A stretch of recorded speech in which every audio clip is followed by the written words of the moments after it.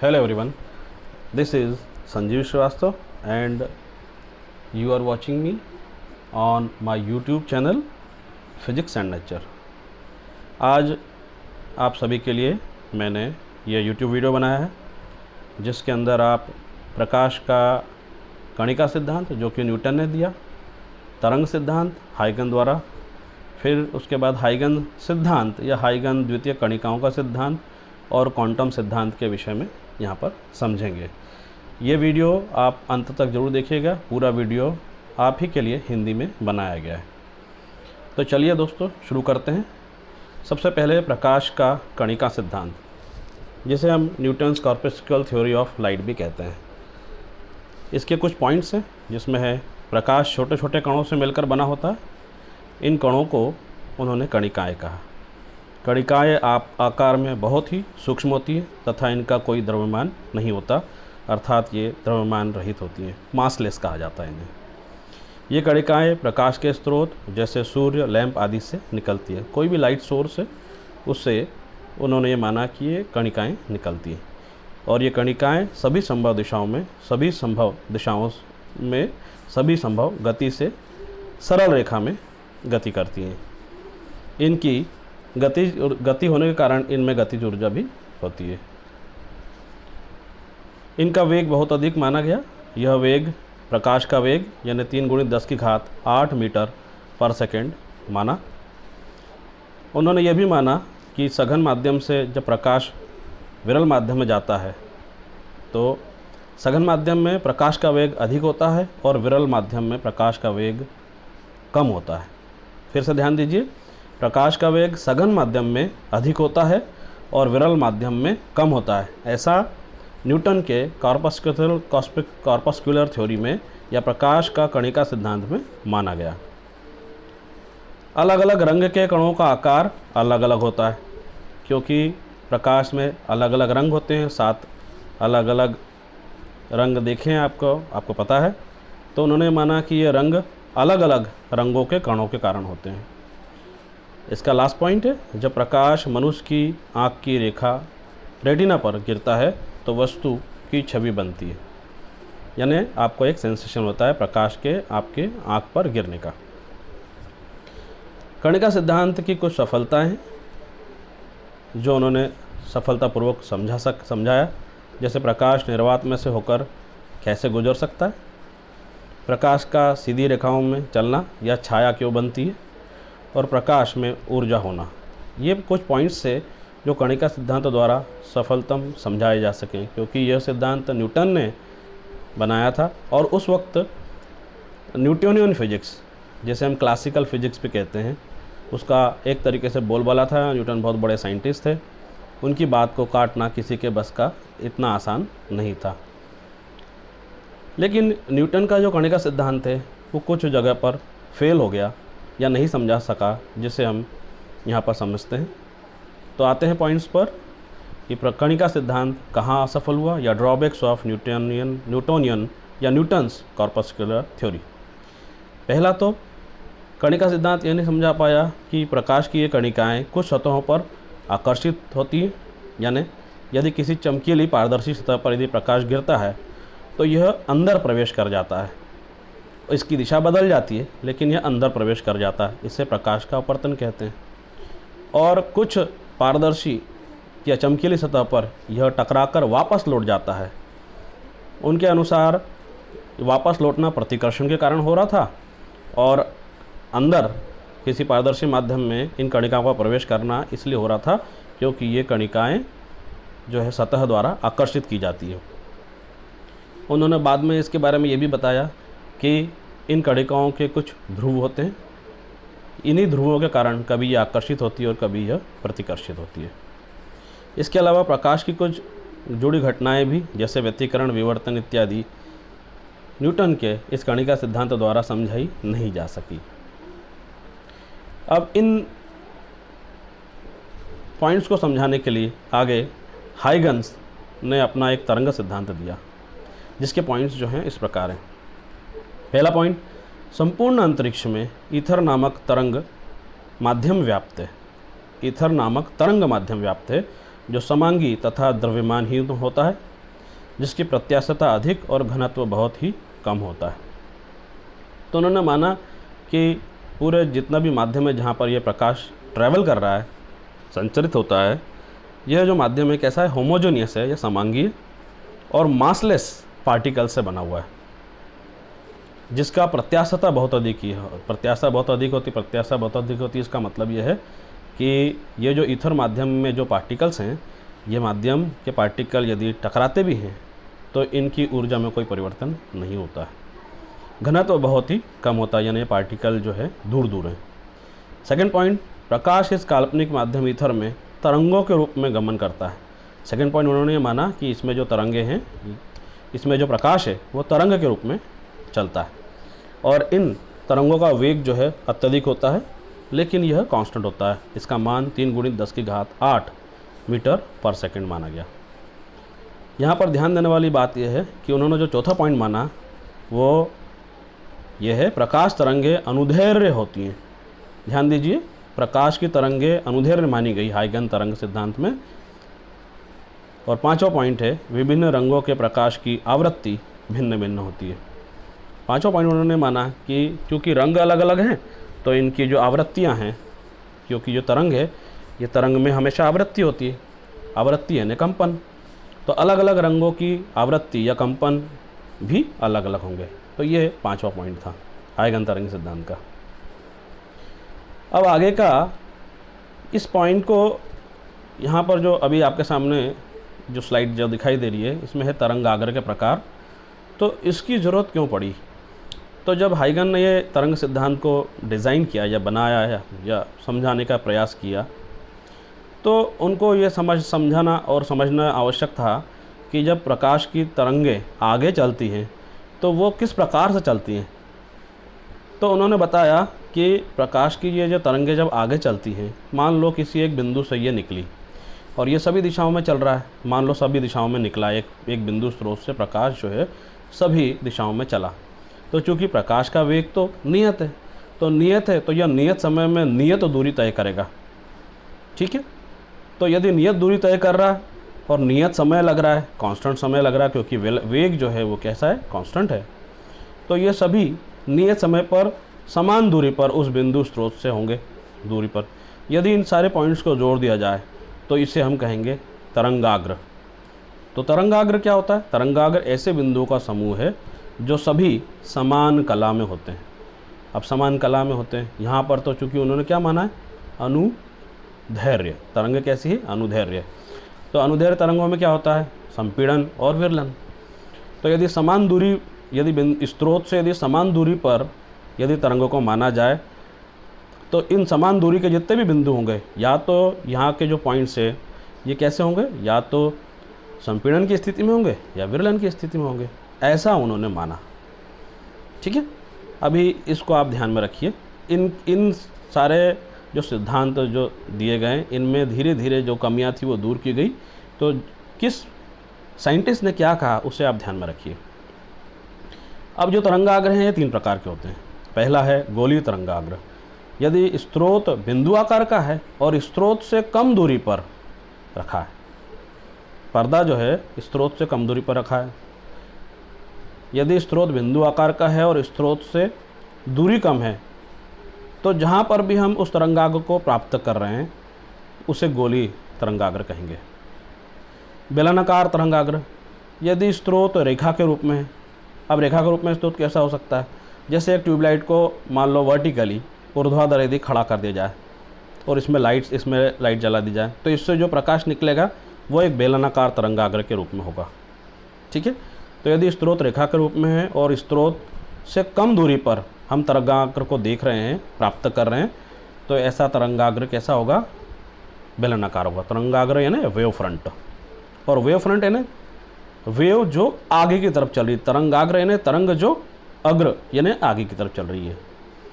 पर यदि ये दोनों जो स्रोत हैं, या तो बिंदु स्रोत है या रेखा स्रोत है, यदि इससे काफ़ी अधिक दूरी पर यदि तरंगाग्र को नोटिस किया जाए या उसे देखा जाए, तब हमें जो ये जो तरंगाग्र है ये गोलीय भी प्राप्त नहीं होगा, बेलनाकार भी प्राप्त नहीं होगा, लेकिन ये अधिक दूरी पर कैसा हो जाएगा? ये समतल हो जाएगा। तो समतल तरंगाग्र यदि स्रोत बिंदु आकार का है अथवा रेखीय रूप में है और स्रोत से दूरी ज़्यादा है तो प्राप्त तरंगाग्र समतल होगा। अब यहाँ पर आगे के जो डायग्राम है इसमें आप आगे हम देखेंगे कि यहाँ पर ये गोलीय तरंगाग्र का ये चित्र आपके सामने प्रस्तुत है। यह बिंदुवत प्रकाश स्रोत है। फिर समान दूरी, ये देखिए समान समय में यहाँ पर समान दूरी तय करेगा प्रकाश इन जगहों पर। तो ये जो दूरी है ये सबकी कैसी है, समान है। तो ये जो बना ये एक तरंगाग्र है, ये भी एक तरंगाग्र है। ठीक है, फिर आगे चलें। यदि रेखा आकार का प्रकाश स्रोत है, ये जैसे यहाँ पर मान लो एक प्रकाश स्रोत रखा है इस जगह पर, तो इसे इसके चारों ओर जो तरंगाग्र बनेगा वो कैसा होगा, ये इस प्रकार से होगा, बेलनाकार। ये बेलनाकार होगा। ठीक है, अब उसके पहले यहाँ पर जो तरंगाग्र अभी निकला आपने देखा, ये था समतल तरंगाग्र। यदि अत्यधिक दूरी पर है तो जो तरंगाग्र है या जो लाइट है यहाँ पर प्रकाश की किरणें हैं वो कैसी, लगभग एक दूसरे के समानांतर निकलेंगी। आगे चलते हैं। इसके बाद हाइगन ने इनको और समझाने के लिए एक सिद्धांत दिया, इसे हाइगन सिद्धांत भी कहा जाता है, हाइगन का द्वितीयक तरंगिकाओं का सिद्धांत भी कहा जाता है, और इंग्लिश में हाइगन्स सेकेंडरी वेवलेट थ्योरी कहा जाता है। अब ये जो उसने तरंगाग्र बताए इसकी क्या प्रॉपर्टीज़ है, इनके बारे में जो भी लिखा गया वो हाइगन का द्वितीयक तरंगिकाओं सिद्धांत कहलाता है। इसके 3 पॉइंट है। पहला पॉइंट समझते हैं।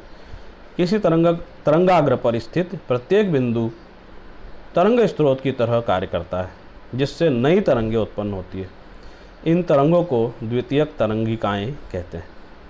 जैसे अभी थोड़ी देर पहले आपने देखा कि एक गोलीय तरंगाग्र बना, तो जहाँ पर एक गोला एक बिंदु स्रोत के आसपास में जब पहला सरकमफ्रेंस आई थी, पहली परिधि आई थी, वो जो पहली परिधि है, वो जो पहली तरंगाग्र है, उसके जितने भी बिंदु हैं उनसे भी प्रकाश निकलेगा। और अब इनसे जो प्रकाश निकलेगा या तरंग निकलेगी, इन्हें द्वितीयक तरंगिकाएं कहेंगे। यदि माध्यम समांगी है तो द्वितीय तरंगिकाएं मूल तरंग की चाल से ही चलती हैं। यानी यदि माध्यम में बदलाव नहीं है, जिस माध्यम में स्रोत रखा है उसी माध्यम में यदि हम वेवफ्रंट की बात करें और इन वेवफ्रंट से हम फिर और नई तरंगें उत्पन्न होने की यदि बात करें, तो क्योंकि एक वेवफ्रंट से को ये माना गया कि इससे ये भी प्रकाश स्रोत है और इनसे भी अलग अलग प्रकाश तरंगें निकल रही हैं, तो जो इस बिंदु स्रोत से जो तरंगें निकल रही हैं वो तो हुई वेवफ्रंट पहला, और जो वेवफ्रंट से फिर से जो तरंगें निकली तो उसे हम क्या कहेंगे, द्वितीयक तरंगिकाएं। और चूँकि माध्यम नहीं बदला है इसलिए इन सब का जो वेग क्या होगा, एक ही होगा।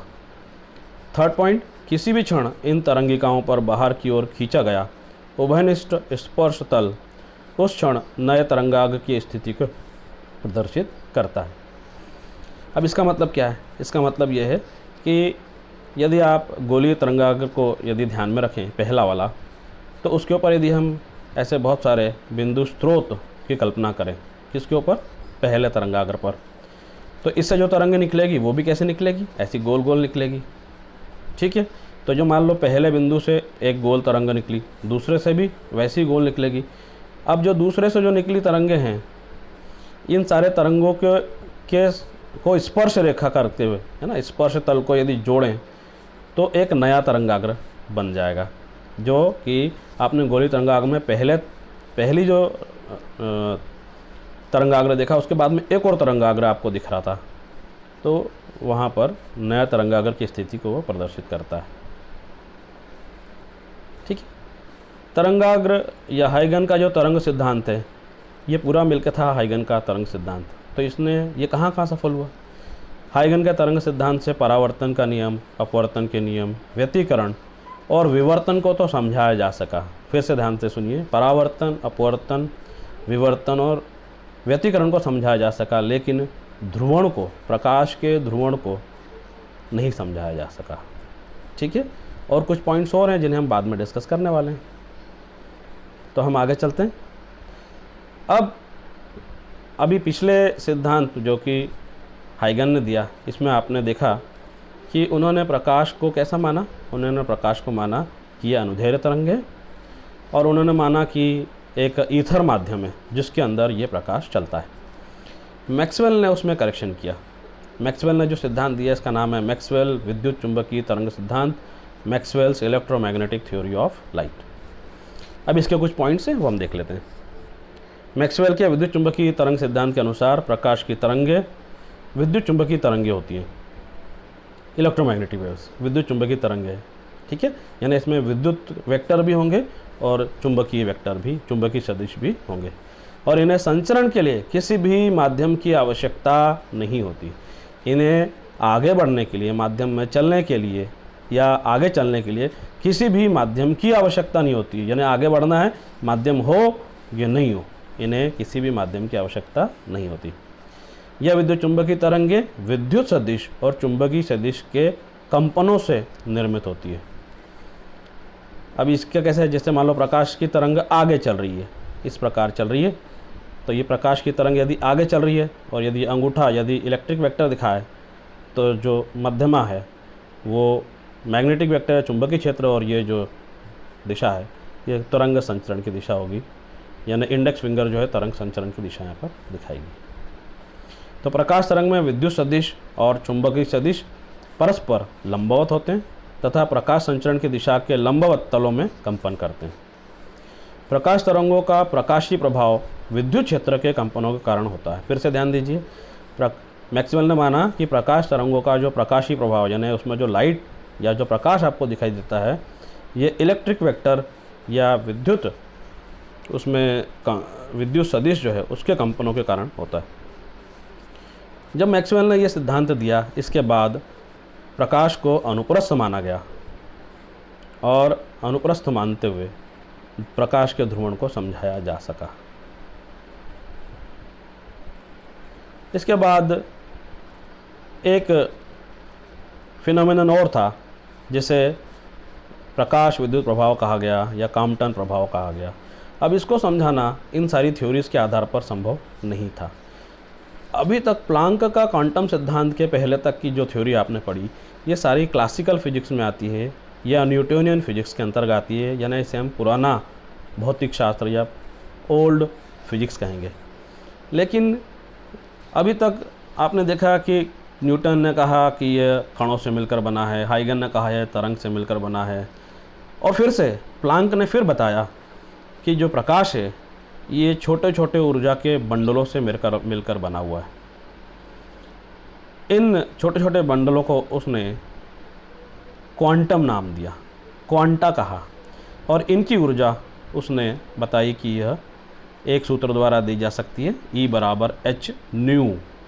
ये आपको V दिख रहा होगा, ये V इसे ना पढ़ें, इसे न्यू पढ़ें, जहाँ पर h जो है प्लांक का नियतांक है और न्यू प्रकाश की आवृत्ति है। अब ये जो पार्टिकल है जिसे इन्होंने क्वांटा कहा, ये क्वांटा का सिद्धांत जहाँ से शुरू होता है, यानी प्लांक का सिद्धांत जब आया, यहाँ से मॉडर्न फिजिक्स या नया या आधुनिक भौतिकी शुरू हो जाता है।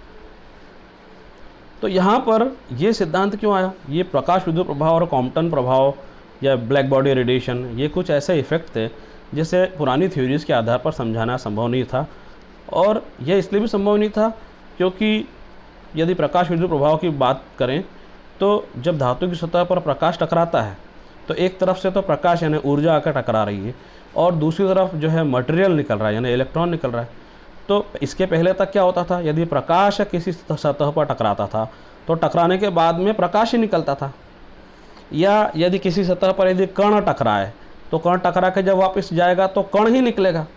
तो यहाँ पर कुछ और नया हो रहा था, और वो ऐसा था कि यदि किसी सतह पर यदि प्रकाश टकरा रहा है तो यहाँ पर तो इलेक्ट्रॉन निकल रहा है यानी कण निकल रहा है। तो ये कैसे संभव था? इसको समझाने के लिए इसके बाद में जो है प्रकाश का द्वैत सिद्धांत आया या डुअल नेचर ऑफ लाइट आया, जिसमें यह कल्पना की गई कि प्रकाश कभी कभी जो है कण की तरह व्यवहार करेगा और कभी कभी यह तरंग की तरह व्यवहार करेगा। मैं यहाँ पर बताना चाहता हूँ कि जब प्रकाश की आवृत्ति या फ्रीक्वेंसी बहुत अधिक होगी तब इसकी जो ऊर्जा है E बराबर hν द्वारा दी जाएगी, और तब जो प्रकाश जो है वो क्वांटा या फोटोन की तरह कार्य करेगा। और तब यदि किसी धातु की सतह पर उच्च आवृत्ति का प्रकाश गिरेगा जो कि उचित आवृत्ति होगी, तब ऐसी धातु की सतह से इलेक्ट्रॉन उत्सर्जित होंगे। पर यदि गिरने वाले प्रकाश की आवृत्ति यदि कम है तो यह कण की तरह व्यवहार नहीं करेगा, और तब यह तरंग की तरह व्यवहार करेगा।